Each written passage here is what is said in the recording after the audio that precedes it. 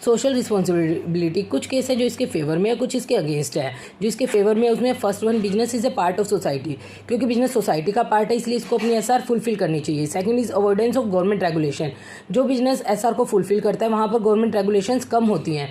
Long term self interest of the business, business को अगर long time तक survive करना है तो उसको एसआर फुलफिल करनी पड़ेंगी अपनी, नहीं तो बिजनेस लॉन्ग टर्म तक सर्वाइव नहीं कर पाएगा।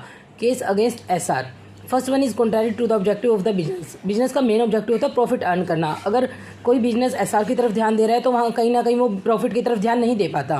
Second, inefficiency in the system, क्योंकि कोई भी ऐसी पावर नहीं है जो सेल्फ इंटरेस्ट से बढ़कर हो, जो उससे काम करवा सके सेल्फ इंटरेस्ट से। और जहाँ एसआर पर ध्यान दिया जाता है तो वो उसको सेल्फ इंटरेस्ट नहीं दिखता वहाँ पर, और वहाँ पर इनएफिशिएंसी आ जाती है।